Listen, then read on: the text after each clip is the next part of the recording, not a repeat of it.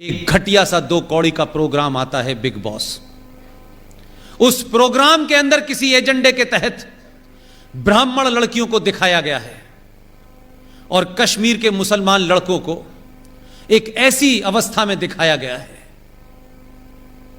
जो सार्वजनिक तौर पे आप उस प्रोग्राम में देख सकते हैं, लेकिन मैं नहीं कह सकता। किसी एजेंडे के तहत जो काम बॉलीवुड ने शुरू किया था, जिस एजेंडे के तहत गुलशन कुमार की हत्या हुई थी, जिस एजेंडे के तहत हिंदुस्तान की फिल्मों से मंदिर भजन गायब हुए और मौला रे मौला शुरू हो गया, जिस एजेंडे के तहत हर कैरेक्टर में लड़की हिंदू है और लड़का मुसलमान है, हर एजेंडे के तहत इस्लाम को ग्लोरीफाई करने की कोशिश की जा रही है और हिंदुओं को कास्ट और गंदी गंदे तमाम जो चीजें, जो पाखंड है, उसको ऐसे दर्शाया जा रहा है कि देखो हिंदू धर्म में कितनी खराबियां हैं। उसी एजेंडे के तहत देश जागृत हुआ है और लोगों ने कंप्लेन करना शुरू कर दी है। एक घटिया सा 2 कौड़ी का प्रोग्राम आता है बिग बॉस। उस प्रोग्राम के अंदर किसी एजेंडे के तहत ब्राह्मण लड़कियों को दिखाया गया है और कश्मीर के मुसलमान लड़कों को एक ऐसी अवस्था में दिखाया गया है जो सार्वजनिक तौर पे आप उस प्रोग्राम में देख सकते हैं, लेकिन मैं नहीं कह सकता। एक एजेंडे के तहत यह किया जा रहा है ताकि इस देश के सनातन संस्कृति की भोली भाली लड़कियों को पहले बॉलीवुड के नाम पर खेल किया गया और अब ये बिग बॉस नाम के टाइप के प्रोग्राम जो चलते हैं बाजारू, उसके तहत किया जा रहा है। मैं ये नहीं कहता कि कोई प्रोग्राम आपकी संस्कृति को कमजोर कर देगा, लेकिन इस पे आपका रिएक्शन आना चाहिए, क्योंकि कुछ लोगों ने यह मान लिया है कि धीरे धीरे धीरे धीरे वो सब करो जिससे कुछ चीजें ग्लोरीफाइड लगें और उनको चलते रहना चाहिए। फिल्मों का एजेंडा मैंने खूब देखा है। एक साहब अथीस्ट हैं, कहते हैं मैं धर्म को नहीं मानता, लेकिन उन्होंने जितनी कहानियां लिखी हैं उस कहानियों का सबसे बड़ा कैरेक्टर है अमिताभ बच्चन। वो खुद अथीस्ट हैं, लेकिन उनकी कहानी में अमिताभ बच्चन मंदिर में जाके कहता है कि तुम खुश तो बहुत हुए होगे, आज तुम्हारी मैं देहरी पे माथा टेकने आया हूं। लेकिन वही अमिताभ बच्चन की हर स्टोरी में या तो वो 786 का बिल्ला होता है जिसे गोली लग के निकल जाती है। जितने भी कैरेक्टर हिंदुओं के नाम से हैं, उन कैरेक्टर में या तो वो हिंदू चोर दिखाया गया है, या दोगला दिखाया गया है, या वो मक्कार दिखाया गया है। और जितने भी नाम मुसलमान हैं, उन नामों के अंदर इतनी इज्जत और इतनी शालीनता दिखाई गई है कि उससे ज्यादा शालीनता कहीं मिलती नहीं है। हर कैरेक्टर के अंदर उसको एक ईमानदार मुसलमान दिखाया गया है, हर कैरेक्टर के अंदर एक खास सोच को बड़ा किया गया है। और मैं नहीं कह रहा, आप सब लोगों ने अमिताभ बच्चन की फिल्में देखी हैं। इस एजेंडे के तहत छोटी सी घटना है, संजय दत्त ने बायोपिक बनाई थी, आप सब ने देखी होगी। उसी बायोपिक के अंदर एक जुमला है जिसने सब कुछ ब्लैक एंड व्हाइट कर दिया, क्योंकि उसमें कुछ झूठ नहीं है।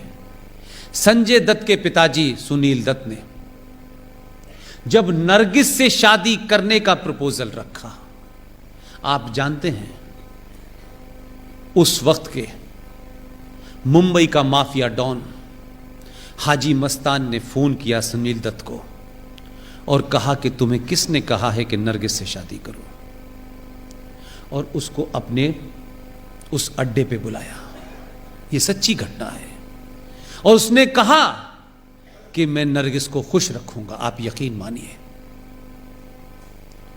इस देश में स्थिति आपकी ये थी कि आप किससे शादी करें, उसके लिए उस मुसलमान अगर माफिया डॉन है तो उसकी भी इजाजत लेनी पड़ेगी,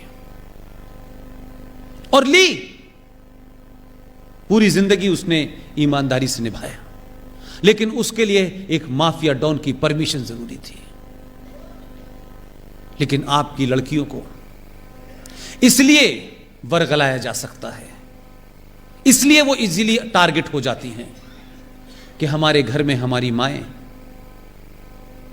एक एवरेज मां की बात कर रहा हूं, हमारी माएं चमत्कार की खोज में ऐसे ऐसे बाबाओं के यहां चली जाती हैं कि एक बाबा हैं, वो कहते हैं समोसा खाया था, तो वो कहती नहीं, तो उसे चटनी से खाया था, तो उसने कहा खाया था, तो चटनी कौन सी थी, कि लाल रंग की थी, नहीं हरे रंग की थी, तो लाल रंग की खाना सब ठीक हो जाएगा। ऐसे बाबा बहुत घूम रहे हैं। और भारतीय महिलाएं ये कब से चमत्कार में पड़ने लगी। कोई रहीम साहब के घर जा रहा है, ये अलग अलग बाबाओं ने जो दुकानें चला रखी हैं, इसमें सबसे ज्यादा भारतीय नारी क्यों जा रही है भाई? उसका घर संपन्न है, उसके घर में सब कुछ मौजूद है, क्या ऐसी बात है कि वो चमत्कार के चक्कर में अपने बच्चों और बच्चियों को छोड़ करके इन बाबाओं के भुलावे में आ रही है? और वो बाबा क्या क्या करते हैं वो बाद में पता चलता है। आप सनातन संस्कृति की हैं, आप उस वंशज की हैं जिन्होंने जौहर किया है, आप उनकी वंशज हैं जो दुर्गा बन के जिन्होंने अपने दुश्मनों का सर्वनाश किया है। आप लोग अपनी उन लड़कियों से जिन्होंने हाई स्कूल कर लिया है, जिनके अंदर समाज के बदलाव हो रहे हैं, जिनके शरीर में एक नेचुरल बदलाव हो रहे हैं, आपकी वो बेटी भी इसी समाज में रहती है, उसके अंदर भी अजीब अजीब इच्छाएं जो होंगी वो आएंगी। मेहरबानी करके बाबाओं के चंगुल में न जाएं, अपनी 10वीं क्लास की लड़की को अपना दोस्त समझ के उसके मन मस्तिष्क में होने वाले बहुत सारे कोतूहल को शांत करें, उसको बताएं। दोस्त बन के रहेंगी तो वह अपने मन की बहुत बातें आपसे करेगी। अगर आप सिर्फ मां बन के रहेंगी तो अपनी बात नहीं बताएगी। और इस शहर में बहुत सारे शिकारी घूम रहे हैं जो कलेवा पहन करके लड़कियों के स्कूल के बाहर घूमते हैं और उनको अपने चुंगल में फंसाते हैं। और उसके बाद क्योंकि आपके पास समय नहीं है अपनी बात सुनाने का और सुनने का, वो अपनी बात अपने मन की किसी ऐसे आदमी से कह देती है, किसी भरोसे में कह देती है कि उसको ये पता नहीं चलता है कि मैं धीरे धीरे एक ट्रैप में फंसने जा रही हूं। और जब तक उसे ध्यान आता है तब तक जिंदगी बर्बाद हो चुकी होती है। आप तमाम माएं बहनें अपने उन बच्चों के साथ बैठें, उनसे बात करें। और सोना पहनने का भारतीय नारी को बहुत शौक है। सोना पहन करके सड़क पे चलेंगी, हजारों लुटेरे भूखे नंगे घूम रहे हैं जो आपकी एक सोने की चैन छीनने के चक्कर में आपकी जान जा सकती है। सोना पहन के किसी को नहीं दिखाना है। सोना आपके घर के बुरे वक्त के लिए रखा हो, उसे बक्से में रख दीजिए। कुछ सालों के लिए सिर्फ लोहा पहनिए, समस्याएं सॉल्व हो जाएगी। आप लोगों ने मुझे इतने धैर्य के साथ सुना, यह रिकॉर्ड है मेरे जीवन में, लेकिन यह रिकॉर्ड उनको मत बताइएगा।